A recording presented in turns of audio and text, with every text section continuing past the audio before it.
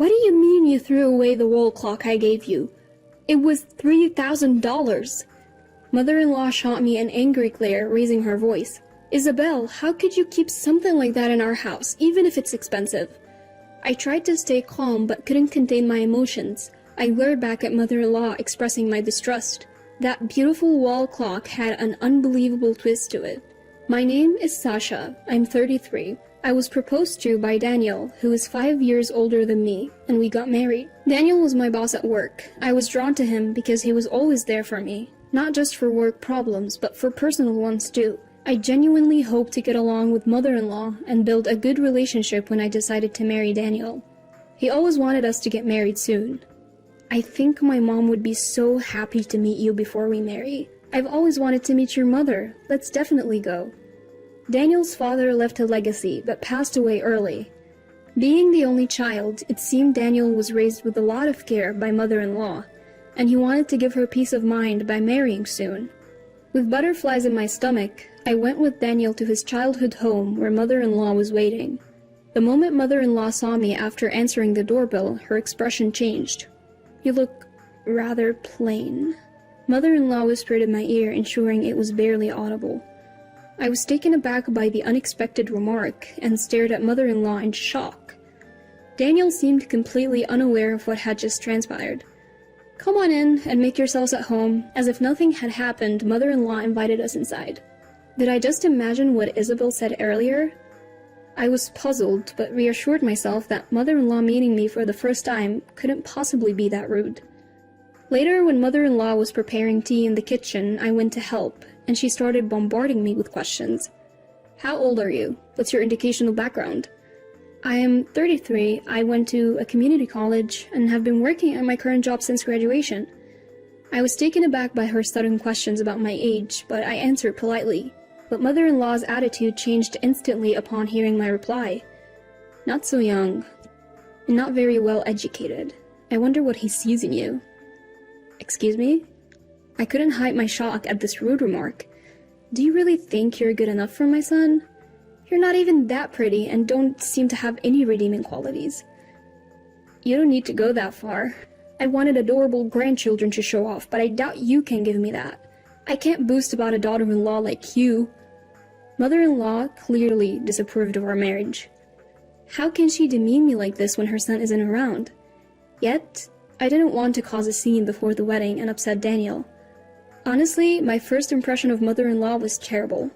I didn't want to confront her and make things awkward with Daniel, who's always been caring and kind to me. So I decided to ignore her hurtful comments and endure them. Not long after we had our wedding. Since then, I've been managing both my job and household chores. Daniel, however, didn't help with the chores and left everything to me. Gradually, I felt overwhelmed doing housework alone and decided to talk to Daniel. Could you help a little with the chores? We're both working and doing everything alone is tough. I tried to put it gently, but Daniel's attitude changed sharply. Women are supposed to do the housework. My mom managed everything on her own. Why can't you? But Isabel was a housewife, right? We both work. Anyway, I don't need to do what women should. Just handle it. I can't believe. Since our marriage, Daniel had become cold. He used to be so caring and dependable at work, but now he seems to view me more as a housekeeper than his wife. Furthermore, mother-in-law began to interfere in our married life. Living close to our new home, mother-in-law would frequently drop by. She seemed to monitor me, and any little thing that she didn't approve of, she'd point out. She even threw out my dishes, exclaiming, "This tastes horrible. How can anyone eat this?" And if she found a speck of dust, she'd say, "Look at this dirt," and make me clean repeatedly. You're really an incompetent daughter-in-law. I'm sorry. You're not fit for my son. I should move in and train you right. The idea of living with mother-in-law was horrifying. If we lived together, I envisioned being berated daily and taken advantage of. I appreciate the offer, but I want to spend time with Daniel right now. You're rejecting my generous offer, despite being such a failure of a daughter-in-law? Since then, mother-in-law kept pushing for us to live together. Exhausted, I turned to Daniel. It's your fault you can't get along with mom. Do your chores properly, so she won't worry. Daniel seemed disinterested and didn't take my concerns seriously, leaving me drained dealing with mother-in-law. However, about a week later, mother-in-law stopped coming over and the pressure to live together ceased. Thank God she finally understands how I feel. Surprisingly, she gifted me an antique-looking beautiful wall clock that clearly was expensive. You haven't received a wedding gift yet, right? This clock is worth $3,000. Take good care of it. Thank you so much for this beautiful clock. I felt joy, thinking I was finally accepted as a family member. However, after receiving the clock, mother-in-law's phone calls began to include bizarre comments. If you have time to nap in the living room, you should be doing chores. How did you know I was resting for a bit? I can easily imagine what an inefficient daughter-in-law like you would do. Once might be a coincidence, but after that, frequent calls started coming in with comments like, relying on store-bought meals is lazy, and if you have time to watch TV, you should be doing housework. I was deeply unnerved, wondering how she knew what I was doing. Come to think of it, these calls began right after I received that clock. It felt as though the clock was watching my every move. Could it be? To confirm my suspicion, I took off the clock's cover to inspect the inside. Just as I thought. To my horror, I found something inside. I took a picture of it as evidence and immediately disposed of the clock. That evening when Daniel returned from work, he immediately noticed the clock's absence. Where's the beautiful clock? I got rid of it, because that clock... Before I could explain, Daniel flared up in anger. What? You threw away an important gift from Mom? That's it, we're getting a divorce. Without listening to me, he stormed off to his mother's house. The mention of divorce, especially so soon into our marriage, left me devastated and speechless. He won't even talk or face me. Daniel doesn't trust me. This isn't fair. Overwhelmed with frustration and wanting to change the situation, I decided, I can't let it end like this. The next day, determined to prove my innocence and expose mother-in-law's deeds, I visited her home. Showing up without notice. Clearly your parents didn't raise you right. What do you want? You should know why I'm here. What are you talking about? I disposed of that clock you gave me. It had no place in our home. Mother-in-law's eyes blazed with fury as she shouted hysterically. How could you? Do you know the value of that clock? Must have been valuable to you, considering you could spy on our home with it. Yes, inside that clock was a tiny built-in camera. But when confronted, mother-in-law arrogantly smirked. Caught on quicker than I thought. It was to expose what an inadequate daughter-in-law you are. Excuse me. I thought if my son knew how useless you are, he'd divorce you and find someone better. What you did is a crime. Despite my sincere anger, mother-in-law mocked me with a sarcastic grin.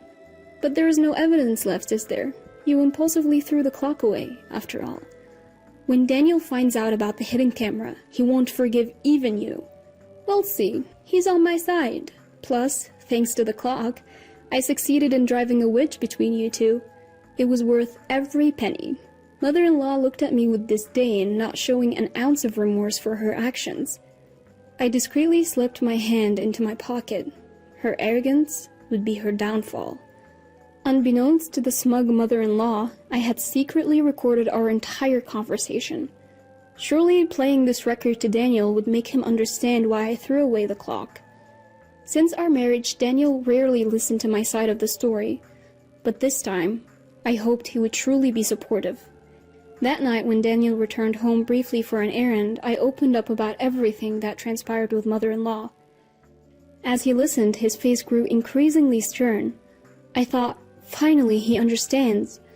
But to my surprise, Daniel's response was not what I expected. You and your wild imaginations. Cool your head and apologize to Mom. You don't believe me. I have evidence right here. Why would Mom do such a thing? Stop lying. Just believe me for once. Enough. The only reason I came back was to give you this. Without letting me finish, Daniel presented me with divorce papers. Why couldn't he understand? He had shattered all my hopes. Daniel wasn't willing to listen to me and clearly did not trust me.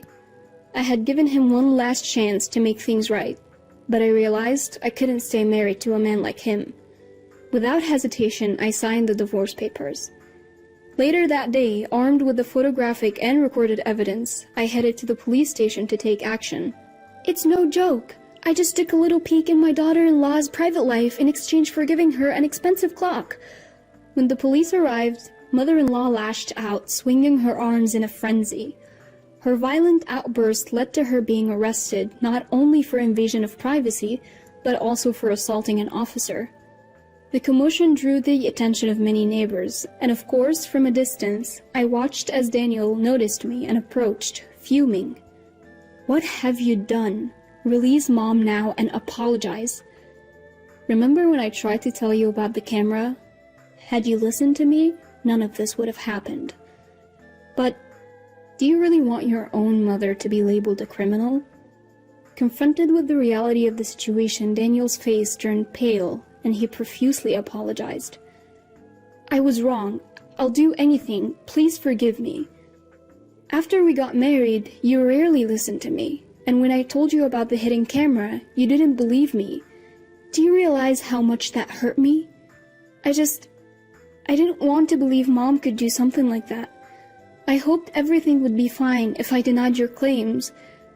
I was kind of aware since Mom had been calling me about what you were doing at home.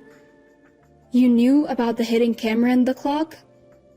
It wasn't that I knew for sure, but I wanted an easy way out. I'm so sorry. I'll make it up to you in any way.